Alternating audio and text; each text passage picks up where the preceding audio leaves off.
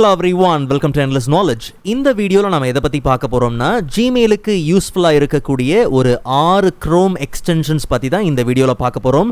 So உங்களுக்கு இந்த வீடியோல உள்ள கண்டென்ட் எல்லாமே புரியுதுனா மறக்காம லைக் பண்ணுங்க. அண்ட் அதை விட ரொம்ப முக்கியம், இதை பத்தி தெரியாதவங்களுக்கு மறக்காம ஷேர் பண்ணிருங்க. அண்ட் நீங்க இன்னுமே சேனலை சப்ஸ்கிரைப் பண்ணாமலே பார்த்துட்டு இருக்கீங்கன்னா மறக்காம சப்ஸ்கிரைப் பண்ணுங்க. அண்ட் சப்ஸ்கிரைப் பண்ண கையோட பக்கத்தில் இருக்கக்கூடிய பெல் ஐக்கனை கிளிக் பண்ணி ஆல் நோட்டிஃபிகேஷன்ஸை மறக்காம எனேபிள் பண்ணிக்கங்க.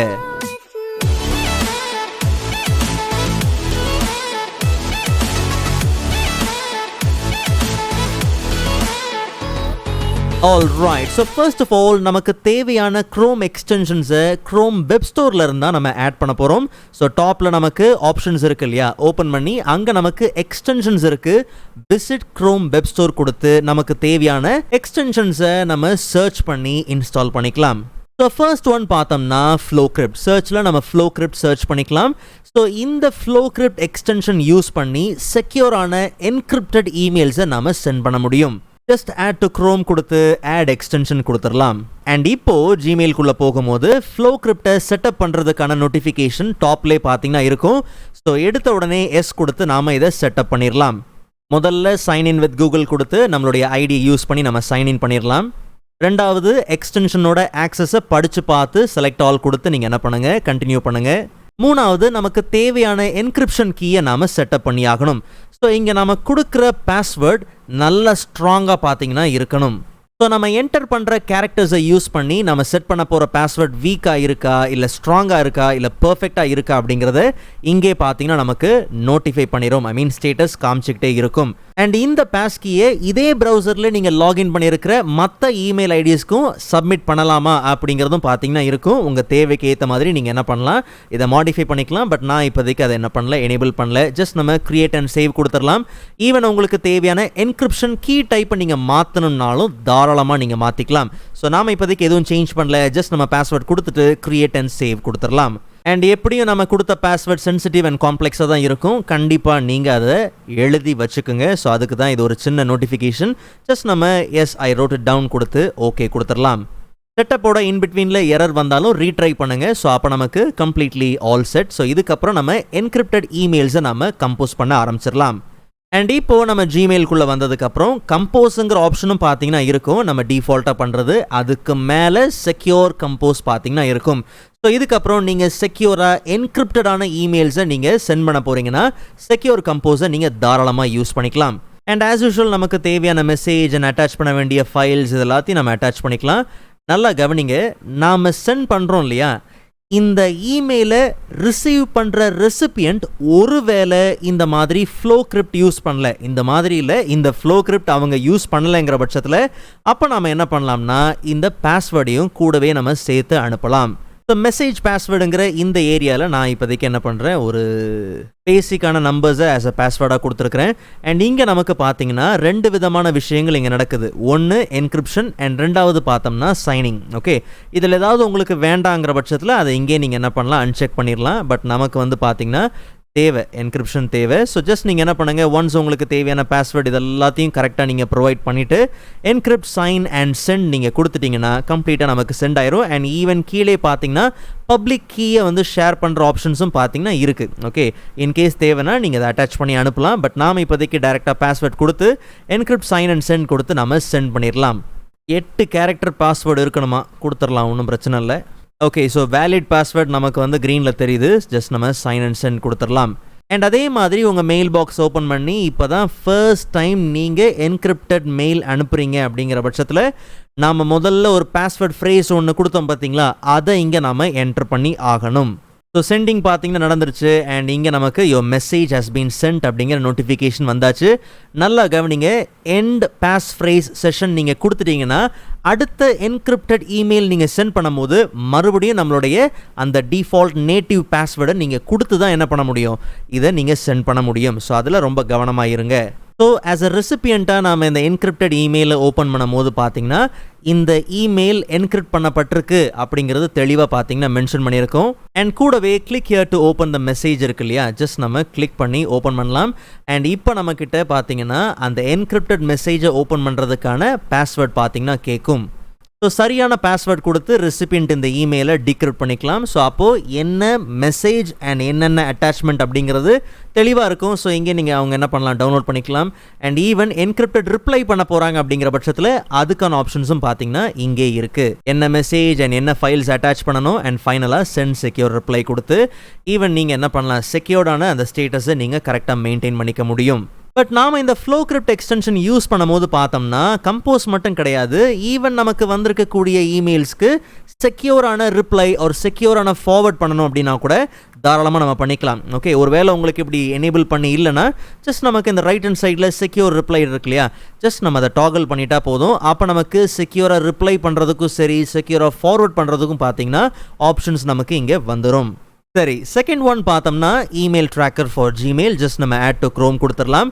ஸோ இந்த இமெயில் ட்ராக்கர் நம்ம நிறைய இடத்துல பார்த்துருக்கோம்னு நினைக்கிறேன். பிகாஸ் நமக்கு வரக்கூடிய இமெயில்ஸில் நிறைய இடத்துல பார்த்தீங்கன்னா நம்ம அந்த இமெயிலை ஓப்பன் பண்ண உடனே பார்த்தீங்கன்னா டபுள் டிக் போட்டு காமிச்சிரும். ஓகே, மெயில் ட்ராக் அப்படின்னு போட்டு டபுள் டிக் போட்டு பார்த்தீங்கன்னா காமிக்கும். நம்ம ஓப்பன் பண்ணிட்டோம் படிச்சிட்டோம் அப்படின்றது பார்த்தீங்கன்னா சென்டருக்கு அந்த நோட்டிஃபிகேஷன் பார்த்தீங்கன்னா போயிடும். ஓகே, பட் இந்த மெயில் ட்ராக்கில் நமக்கு பார்த்தீங்கன்னா 3 பிளான்ஸ் இருக்குது. பட் நமக்கு மேண்டட்டரியாக தேவையான ஒரு முக்கியமான விஷயம் ஃப்ரீ பிளான்லேயே பார்த்தீங்கன்னா வந்துருச்சு. என்னதுன்னா அன்லிமிட்டெட் ட்ராக்கிங். ஓகே, ஆனால் ரெசிபியண்ட்டுக்கு அந்த மெயில் ட்ராக் சிக்னேச்சர் இருக்கக்கூடாது அப்படிங்கிற பட்சத்தில் நாம் பார்த்தீங்கன்னா பெய்டு பிளானுக்கு பார்த்தீங்கன்னா போகிற மாதிரி இருக்கும். ஓகே, நம்ம இமெயில் ஓப்பன் பண்ண உடனே அந்த 2 டிக் மார்க் காமிக்கும் இல்லையா, அப்படிலாம் காமிக்கக்கூடாது. நான் மெயில் ட்ராக் பண்ணுறதே அவங்களுக்கு தெரியக்கூடாது, அந்த சிக்னேச்சர் அங்கே இருக்கக்கூடாதுன்னா தாராளமாக நீங்கள் என்ன பண்ணலாம், மற்ற ப்ரோ ஆர் அட்வான்ஸ்டு பிளான்ஸுக்கு நீங்கள் என்ன பண்ணலாம், போகலாம். பட் அப்படி இல்லை தேவையில்லைங்கிற பட்சத்தில் நம்ம ஃப்ரீ பிளானே பார்த்தோம்னா சைன் அப் பண்ணிக்கலாம். ஸோ இப்போ நம்ம ஜிமெயில் இன்டர்ஃபேஸில் டாப்பில் பார்த்தோம்னா நமக்கு மெயில் ட்ராக்கோட ஃப்ரீ பிளான் எனேபிளில் இருக்குது அப்படிங்கிறது தெளிவாக மென்ஷன் பண்ணியிருக்கோம். அண்ட் இங்கே ஒரு சில விஷயங்களை நீங்கள் எனேபிள் ஒரு டிசேபிள் பண்ணுறதுக்கான ஆப்ஷன்ஸ் பார்த்தீங்கன்னா இங்கே இருக்குது.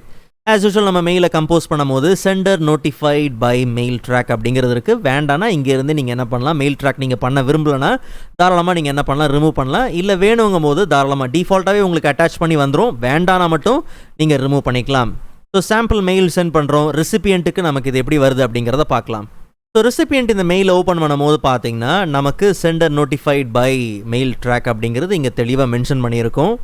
அண்ட் ரெசிபியண்ட் இந்த இமெயிலை ஓப்பன் பண்ணாரா இல்லையாங்கிற ஸ்டேட்டஸை நீங்கள் ட்ராக் பண்ணுறதுக்கு ஆஸ் யூஷுவல் நீங்கள் சென்ட் கேட்டகரிக்குள்ளே போனோம்னா அங்கே நம்ம சென்ட் மெயிலில் பார்த்தோம்னா டாப்பில் நமக்கு அந்த மெயில் ட்ராக்கிங் அந்த ஹிஸ்ட்ரி பார்த்தீங்கன்னா இருக்கும். ஸோ அப்போ நமக்கு என்னது, ரெசிபியண்ட் அந்த இமெயிலை ஒரு நிமிஷத்துக்கு முன்னாடி தான் என்ன பண்ணியிருக்கிறாரு, படிச்சிருக்காரு. ஸோ ஓப்பன் பண்ணியாச்சு அப்படிங்கிற அந்த டபுள் டிக் பார்த்தீங்கன்னா அங்கே இருக்குது. ஈவன் உங்களுக்கு அந்த ஃபுல் ட்ராக்கிங் ஹிஸ்ட்ரி வேணுங்கிற பட்சத்தில் ஃபுல் ட்ராக்கிங் ஹிஸ்ட்ரி நீங்கள் கொடுத்து இன்னும் பார்த்தீங்கன்னா ஒரு சில எக்ஸ்ட்ரா ஸ்டேட்டஸை நீங்கள் ஈஸியாக அதில் கெட் பண்ணிக்க முடியும். ஓகே, ஸோ தேர்ட் ஒன் பார்த்தோம்னா ஜிமெயில் டேப்ஸ். ஜஸ்ட் நம்ம ஆட் டு க்ரோம் கொடுத்துடலாம். ஸோ இந்த ஜிமெயில் டேப்ஸ் எக்ஸ்டென்ஷன் யூஸ் பண்ணி நம்ம ஜிமெயிலில் பார்த்தோம்னா ஒரு சில ஃபில்டர்ஸ், லேபிள்ஸ் இதெல்லாம் பார்த்தீங்கன்னா யூஸ் பண்ணுவோம் இல்லையா. ஜஸ்ட் நான் இதை க்ளோஸ் பண்ணிடுறேன். லெஃப்ட் ஹேண்ட் சைடில் பார்த்தோம்னா இந்த மாதிரி நமக்கு தேவையான ஃபில்டர்ஸ், லேபிள்ஸ் எல்லாம் பார்த்தீங்கன்னா இருக்கும். ஓகே, பட் இதெல்லாம் பார்த்தீங்கன்னா சிலர் நிறையா வச்சுருப்பாங்க. ஸோ இதெல்லாம் நேவிகேட் பண்ணி யூஸ் பண்ணுறதா இருக்கட்டும், அதெல்லாம் கொஞ்சம் பார்த்தீங்கன்னா டிஃபிகல்ட்டாக இருக்கும். பட் ஒரு கன்வீனியன்ஸ்க்கு இன்னும் ஃப்ளெக்சிபிலிட்டிக்கு இது ஆஸ் அ டேபாக இருந்தால் நல்லாயிருக்கும். ஓகே, லைக் இப்போ கவர்ட், கிரியேட்டர்ஸ், சாம்பிள் டாஸ்க் இதெல்லாம் பார்த்தோம்னா என்னுடைய customised labels, okay, filters.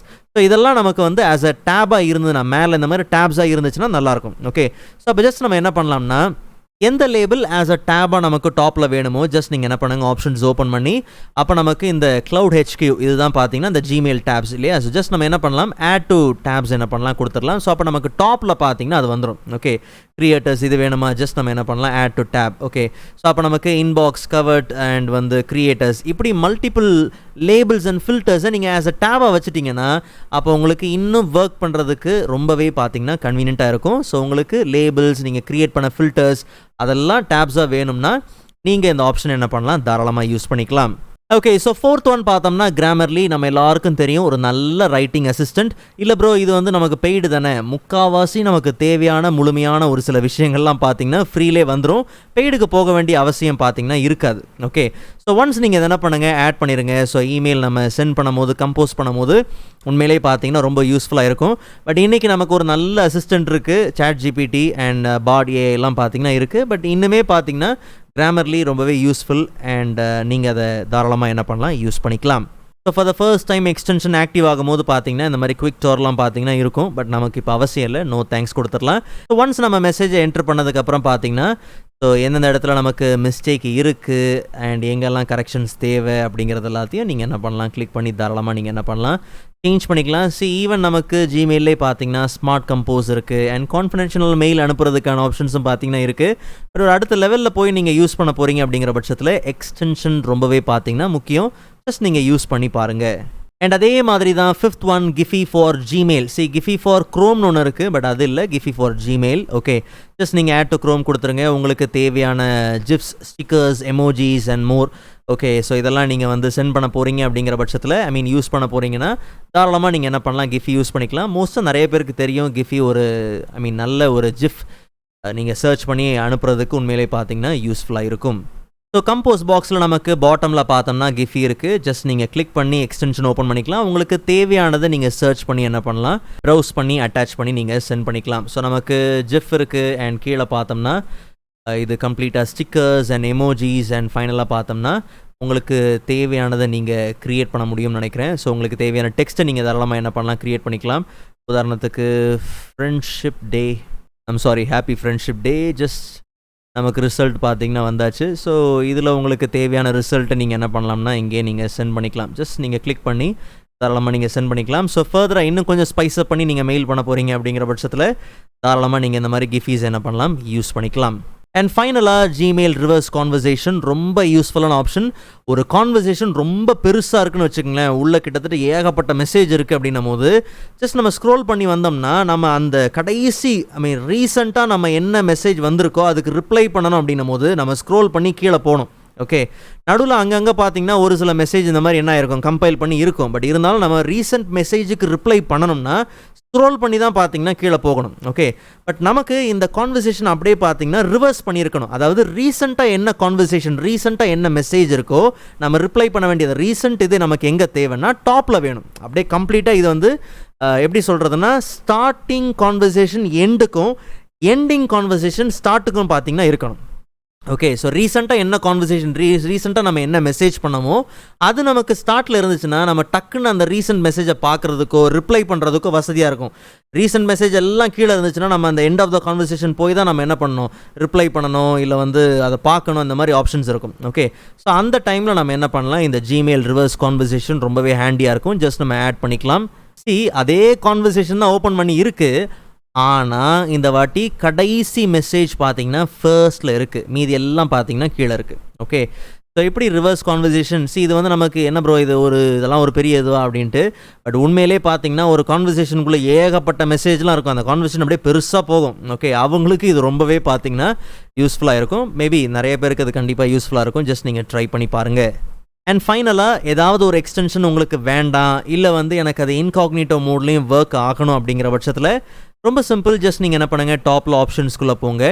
And as usual எக்ஸ்டென்ஷன்ஸில் நமக்கு மேனேஜ் எக்ஸ்டென்ஷன்ஸ் பார்த்தீங்கன்னா இருக்குது. இதில் உங்களுக்கு எந்த எக்ஸ்டென்ஷன் வேண்டாமோ அதை நீங்கள் ரிமூவ் பண்ணலாம், இல்லை நீங்கள் அதை டிசேபிள் பண்ணியும் பார்த்தீங்கன்னா வைக்கலாம். இல்லை எனக்கு இந்த எக்ஸ்டென்ஷன் வந்து கண்டிப்பாக வந்து இன்காக்னிட்டோ மோட்லேயே எனக்கு ஒர்க் பண்ணணும்னா ஜஸ்ட் நீங்கள் என்ன பண்ணுங்கள், அதை ஓப்பன் பண்ணுங்கள். டீட்டெயில்ஸ் ஸ்பேனுக்குள்ளே போய் கொஞ்சம் ஸ்க்ரோல் பண்ணி கீழே வந்தோம்னா அங்கே நமக்கு அலோவ் இன் இன்காக்னிட்டோ அப்படிங்கிறதும் பார்த்தீங்கன்னா இருக்குது. ஸோ அப்படி உங்களுக்கு தேவைன்னா நீங்கள் என்ன பண்ணுங்கள், எனேபிள் பண்ணுங்கள். வேண்டாங்கிற பட்சத்தில் எனக்கு இதெல்லாம் வேண்டாம், இந்த எக்ஸ்டென்ஷன் வேண்டாம்னா நான் ஆரம்பத்திலேயே சொன்ன மாதிரி நீங்கள் இதை ஆஃப் பண்ணணும்னா ஆஃப் பண்ணி வைக்கலாம், இல்லை வேண்டாம்னா ரிமூவ் பண்ணணும் அப்படின்ற பட்சத்தில் தாராளமாக நீங்கள் ரிமூவும் பண்ணிக்க முடியும். ஸோ இந்த வீடியோ உங்களுக்கு யூஸ்ஃபுல்லாக இருக்கும் நம்புகிறேன். அண்ட் ப்ரீவியஸாக பார்த்தீங்கன்னா ஜிமெயிலோட டிப்ஸ் அண்ட் ட்ரிக்ஸ் எல்லாமே பார்த்தீங்கன்னா பார்த்துருந்தோம். ஸோ அந்த வீடியோக்கான லிங்க்கை நான் டிஸ்கிரிப்ஷனில் கொடுக்குறேன், கண்டிப்பாக நீங்கள் செக் பண்ணி பாருங்கள். ஸோ நெக்ஸ்ட் வீடியோவில் அதை விட இன்ட்ரெஸ்டிங்கான டாப்பிக்கை பார்க்கலாம். அதுவரை காத்திருங்கள்.